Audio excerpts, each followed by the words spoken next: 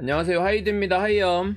자, 성공과 불을 위한 사주 비법이라고 말하면서 사주로 뼈 때리는 영상입니다. MBTI별 시무 10조라는 영상이 있던데 그걸 너무 재밌게 봐서 성간별 특징으로도 조언을 풀어보면 좋을 것 같더라고요. 사주는 사주팔자니까 8글자로 만들어 봤습니다. 그래서 시무 8조. 10개 다 하기 귀찮아서 2개 뺀 거 아니고요. 적천수라는 책에 나와 있는 내용을 기반으로 현대적인 해석을 덧붙였다고 핑계를 대면서 팩트로 접해는 그런 건데 뭐 단식은 단식이니까 그냥 재미로 보세요. 근데 재미로 보지만 잘 맞을 거야. 항상 그렇듯이. 그럼 어떻게 보느냐? 저희 채널의 천간별 운세 볼 때랑 기준이 똑같아요. 월지, 일간을 위주로 보시는데 일간을 볼 때는 나의 개인적인 모습에 해당한다고 보시고 월지 투간된 거, 월지 지장간 글자 중에 나와 있는 걸 보실 때는 나의 사회적인 모습을 생각하면서 보세요. 그리고 약간 내가 사주를 좀 안다. 그러면 격국에 해당하는 글자, 투간되지 않았다면 월에 해당하는 당령으로 보시면 됩니다. 예를 들어서 자월생이시면 개수가 본인의 사회적인 모습을 표방하는 글자예요. 그리고 대운에 있는 글자도 자기 왕국에 있는 것처럼 보시면 됩니다. 오히려 어떤 때는 대운이 더 자기 모습 같을 때도 있어요. 근데 이렇게 보면 세부적으로 다 봐줘야 되니까 무슨 소린지 전혀 모르겠다면 이 영상을 꼭 보시고요. 본인 팔자에 글자대로 골라서 보는 재미가 있다면 좋겠습니다. 시작할게요.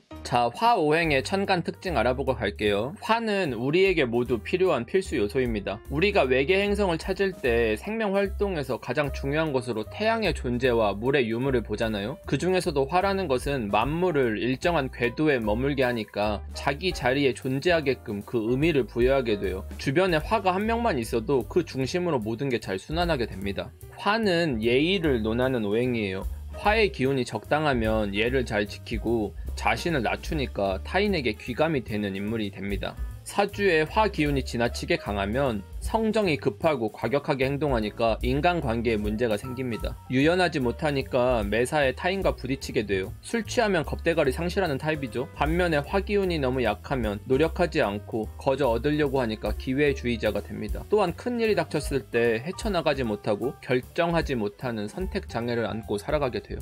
자, 정화는 천간 중에 4번째인 천간이에요. 정화 일간인 연예인 중에 대표적으로는 조인성, 유재석, 공효진, 아이유씨가 있습니다.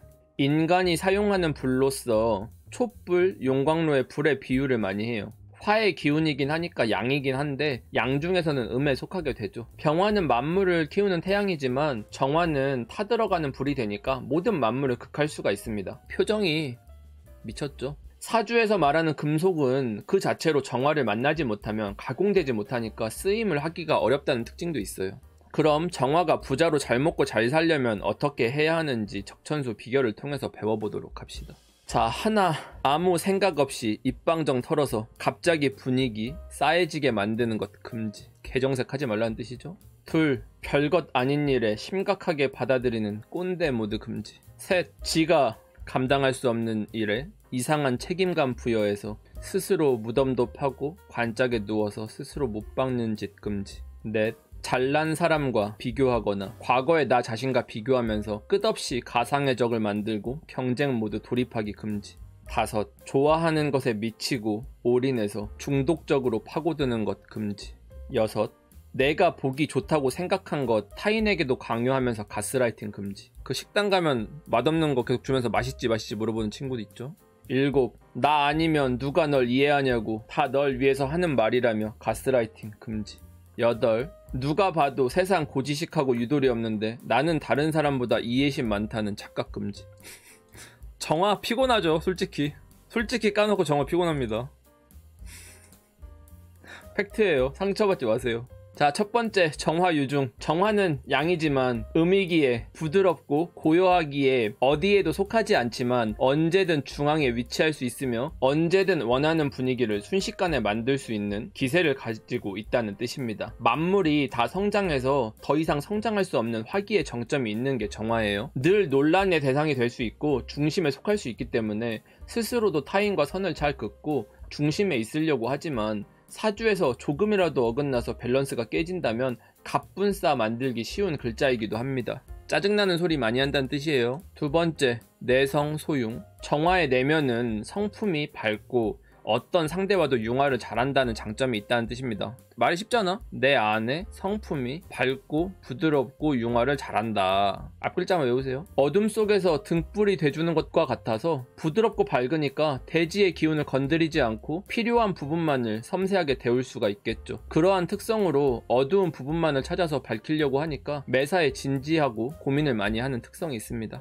태양이 뜨면 달이나 등불이 보이지 않는 것처럼 빛을 잃지 않기 위해서 늘 시간에 쫓기고 혹시나 자기가 쓸모 없어질까 하는 조급함도 있게 돼요. 세 번째, 포을이효. 정화는 을목이라는 부모를 만나면 이를 보호하기 위해 을목을 괴롭히는 신금을 화극금으로써 제거하려고 한다, 이 뜻입니다. 좀 어려워요. 그래서 이 모습을 아름답게 봤어요, 고전에서는. 그래서 이걸 효도라고 표현을 했습니다. 충성심이 있다고 했으나 현대사회에서는 정화가 맡겨진 책임감으로부터 벗어나지 못해서 손해보고 살아가는 선택들을 대단히 많이 하게 돼요. 시간 낭비 많이 한다는 뜻이야. 무슨 뭐 어떤 을이라든지 어떤 뭐 인정이라든지 사람의 도리라든지 이런 거에 발목 잡힌다는 소리예요. 쓸데없죠, 요즘 세상에. 정화가 목표의식이 생기면 어떠한 형태의 금이라도 스스로의 능력으로 극복해내고 주변을 보호할 수가 있으니까 그 어떤 글자보다 모성애가 강하다 할 것이고, 책임감과 목표의식에 의해 자신의 삶이 좌지우지 될 수 있다는 사실을 인지하는 것이 필요합니다. 을목은 습목이기 때문에 온전히 화로서 태울 수가 없어요.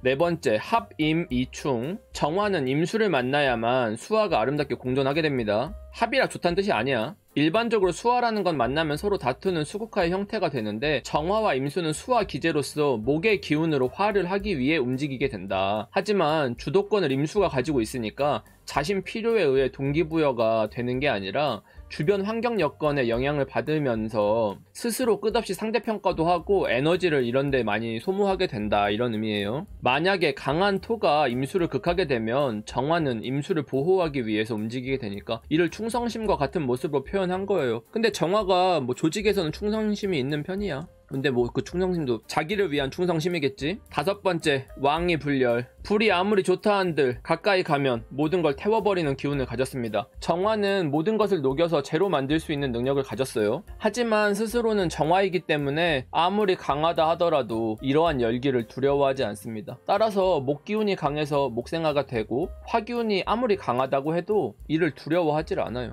미친 거죠. 이게 본인 얘기지 다른 글자들은 불타는 걸 다 두려워하게 되겠죠. 이러한 단점이 극복되려면 사주에 임수라는 자신을 제어할 수 있는 글자를 만나야만 불필요한 소모전을 하지 않습니다. 자, 여섯 번째, 쇠이불궁. 정화는 목생화가 안 되고 아무리 화기가 약하다고 하더라도 꺼지지 않습니다. 무토나 기토로서 수화가 조절이 된다면 마르지 않는 열정이랑 같으니까 끝없이 세상에 도전하는 불굴의 의지라고 할 수 있어요. 철인 3종 경기 같은 거야. 그래서 정화는 조금의 화생토만 되더라도 주변에 동기부여를 하면서 열정을 불태우는 에너지원이 됩니다. 하지만 이게 너무 과하면 주변과 화합할 수 없으니까 나는 월급 루팡 하고 싶은데 계속 일하자고 하잖아. 그래서 오히려 힘들어지는 특징들이 있죠. 일곱 번째, 여유정무. 정화가 온전히 존재하기 위해서는 간목이 필요합니다. 앞서 말한 을목은 굳이 책임지지 말아야 할 것에 효도했으니까 계모인 거고, 친어머니라고 한다면 간목이라고 할 수 있습니다. 영원히 꺼지지 않는 불이 되는 거죠. 따라서 사주에 간목만 갖추어지면 세상의 어떤 어려움도 극복할 수 있고 뛰어난 역량도 갖게 돼요. 간목이 대단히 중요한 글자예요. 문제는 자기가 받은 사랑을 다른 사람들에게 전해주고자 친어머니도 아닌데 부모를 자처하면서 옆에서 꽁시랑거리니까 주변에서는 잔소리하는 것처럼 감당하기 힘들어 할 수가 있겠죠. 여덟 번째, 가추가동. 내가 무언가를 만들기 위해서 열심히 했다는 노력이 중요한 게 아니라 그 결과가 세상에서 가치가 있는지, 그로 인해 내 가치가 인정받을 수 있는지가 성공에서 중요한 열쇠예요. 정화는 주변과 타협할 줄도 모르고 자신만의 정의를 가지고 죽을 때까지 싸우다 전장에서 죽는 프로의식을 가지고 살아가게 돼요. 이런 열심히 하는 과정도 중요하겠지만 요즘은 세상은 헝그리 정신보다는 실질적인 결과를 낼 수 있는지 여부가 정말 중요한 가치가 됐어요. 자기 목표를 추구하면서 세상과 담 쌓고 묵묵히 노력하는 것이 능사가 아니에요. 어떤 상황에서든지 유연하게 대처하면서 자기 길을 찾아가야 합니다. 팔자에 간목이 있고 토가 있다면 조화로우니까 봄, 여름, 가을, 겨울 4계절 평생에 거쳐서 어떤 어려움이 와도 극복할 수 있는 훌륭한 팔자가 되겠습니다. 자, 여기까지 오행별, 천간, 글자별로 보면서 부자 되려면 어떻게 하는지 알려드렸어요. 사주에서 가장 어렵다는 3가지 책 중에서 적천수 공부도 본의 아니게 하신 거예요. MBTI보다 더 소름 돋게 맞을 수가 있고 사주로도 얼마든지 깊게 들어갈 수가 있습니다. 결국 오행에서 갑을목은 생명을 탄생시키고 평정화는 이를 발전시키고 경신금은 이를 수확하고 임계수는 저장을 합니다. 무기토는 왜 없냐고요? 무기토는 이 모든 곳 사이사이에 그 역할을 하는 규칙으로 작용을 하고 있으니까요. 본인 사주 천간의 네 글자 구성을 보시고 개인적인 나로서의 모습은 일간, 사회적인 나의 모습은 월지 또는 월지에서 투간된 글자, 그리고 각기 육친의 모습에 따라 사주에 있는 글자들을 살펴보세요. 여러분들이 조금 고수가 된다면 지지 속에 들어있는 천간인 지장간도 응용해서 보실 수 있을 텐데 그런 노하우는 차차 알려드리도록 할게요. 모르겠으면 그냥 이거 보시고요. 오랜만에 이론을 다뤄서 조금 어려울 수도 있겠지만 최대한 재밌게 꾸며봤는데 어떠셨나요? 복채는 구독과 좋아요, 댓글로 받도록 하겠습니다. 얼만큼 재밌었는지 의견을 많이 주시면 좋을 것 같아요. 시청해주셔서 감사합니다. 빠이염.